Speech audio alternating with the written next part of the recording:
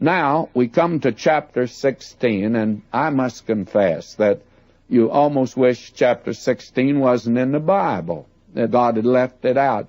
Because after Abraham rose to the heights here, well, you would say, well, believe me, he's certainly treading on high places now. But he's not perfect. We see the lapse of this man's faith here relative to Sarah and Hagar, the Egyptian maid. Now let me read chapter 16, verse 1. Now Sarah, Abram's wife, bare him no children. She had a handmaid, an Egyptian, whose name was Hagar. You see, he got two things down in the land of Egypt that really caused him trouble. Wealth was one thing, and this little Egyptian maid he got down there. And Sarah said unto Abram, Behold, now the Lord hath restrained me from bearing. I pray thee, go in unto my maid. It may be that I may obtain children by her. And Abram hearkened to the voice of Sarah. Now the thing that this woman has suggested was the common practice of that day. When a wife couldn't bear a child, there was the concubine. And that was common practice of that day.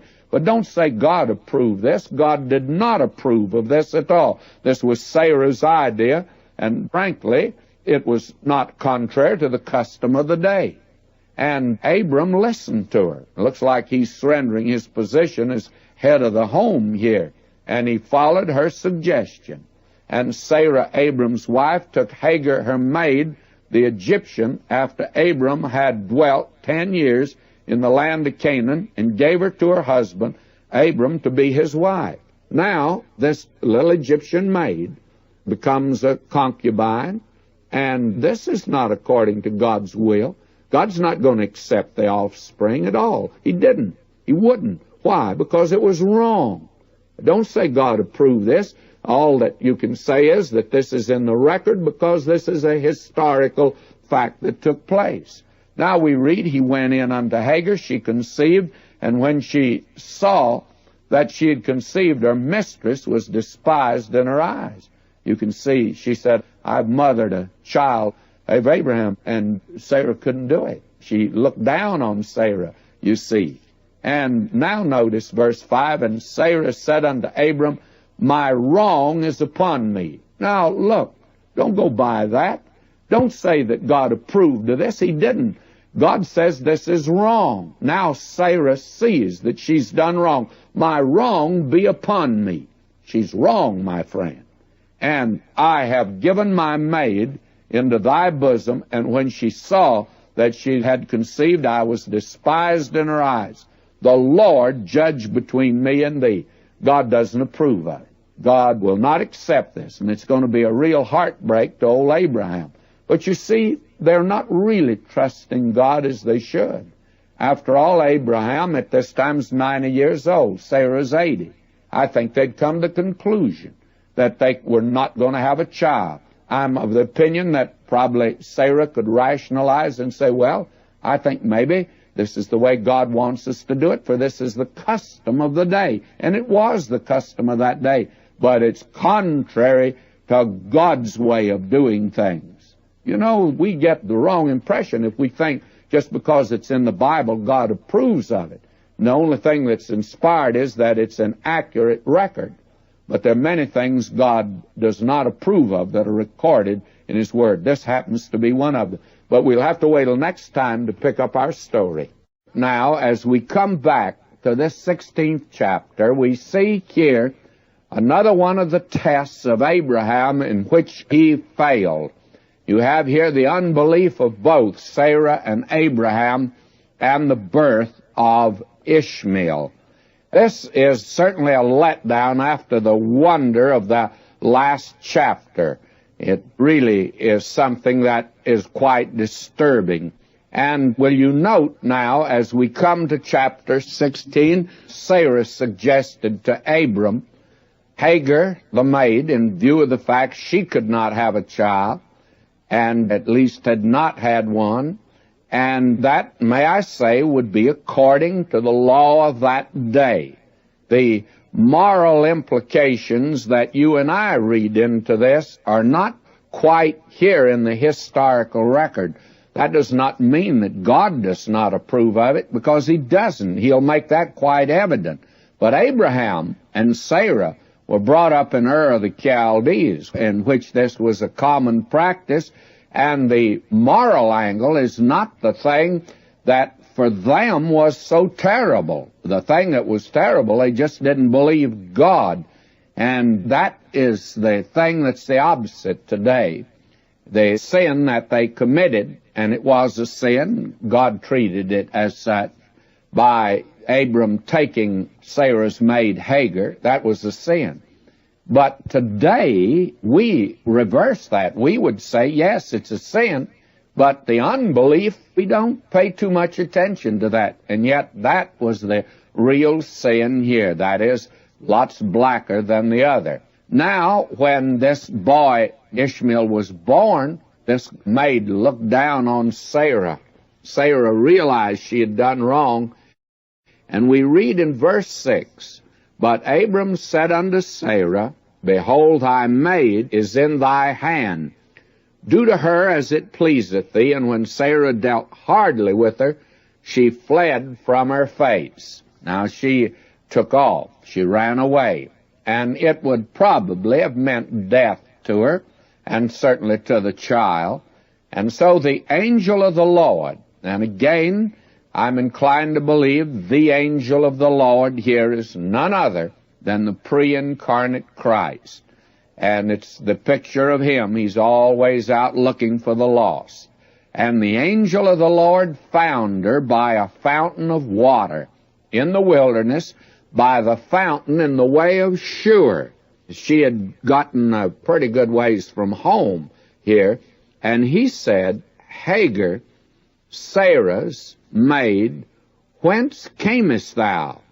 And whither wilt thou go?" And she said, "I flee from the face of my mistress Sarah." And the angel of the Lord said unto her, "Return to thy mistress, submit thyself under her hands." And the angel of the Lord said unto her, "I will multiply thy seed exceedingly, that it shall not be numbered for multitude." Now you find when you get to the 4th chapter of the epistle to the Galatians that Paul uses this as an allegory, as he tells us. That's what it is. And he speaks of Hagar and her offspring as being Mount Sinai, where the law was given and the legality of it and the bondage of it. And he speaks of Sarah, the one that is free. The thing is that the one that belonged to Abraham actually was Sarah. That was his wife. And a great many today want to take on something different. They want to get under the law. Well, my friend, we've been joined to Christ. The church has been espoused to Christ, Paul says, as a chaste virgin, and will someday be the bride of Christ. Now, may I say to you, you don't want to take on the law. That's another one that you and I just don't need. That's like Hagar. That's the point that Paul's making over in Galatians here. Now, this is going to be a great sorrow, not only to Sarah, it's already that to her, but it's going to be a greater sorrow even to Abraham later on. Verse 11, "The angel of the Lord said unto her, Behold, thou art with child, shall bear a son, shall call his name Ishmael, because the Lord hath heard thy affliction. He'll be a wild man. His hand will be against every man, and every man's hand against him, and he shall dwell in the presence of all his brethren." Have you looked at this verse in light of about 4,000 years of history out there in the Middle East and what's going on out there today? He's a wild man. That's been the story of those Bedouin tribes of the desert down through the centuries. And it's a fulfillment of the prophecy that God gave. These are offspring of Ishmael, and they'll tell you out there that they are sons of Ishmael. They are sons of Abraham, but also they are sons of Ishmael, and they go to Abraham through Ishmael. Now verse 13, and she called the name of the Lord that spake unto her, Thou God seest me, for she said, Have I also here looked after him that seeth me? Now how gracious God is to her. It's not her sin. So God very graciously deals with her. And I believe firmly that the angel of the Lord here's none other than the pre-incarnate Christ, gone out to seek the lost again. He's that kind of a shepherd, and he brings to her this good word. And she called the name of the Lord that spake unto her, Thou God seest me. Now that is something new to her. She did not realize that. You see, they did have a very primitive idea and conception of God. For she said, Have I also here looked after him that seeth me? And she's overwhelmed by the fact that she's seen of God. Now that doesn't seem to be very impressive to us today, because we have a higher view of God than that. But wait just a minute.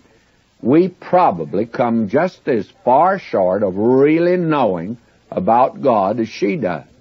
You see, it's difficult for a little finite man to conceive of the infinite God.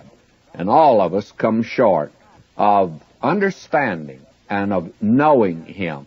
I think that's a theme that will engage us throughout the endless ages of eternity, is just coming to know God. And that's worthy of any man's study. That is something that will dignify man's position throughout eternity, is to come to know God. Now verse 15, and Hagar bare Abram a son. Remember, Ishmael was Abram's son, and Abram called his son's name, which Hagar bare Ishmael. And Abram was 86 years old when Hagar bare Ishmael to Abram. Now he was 86 years old.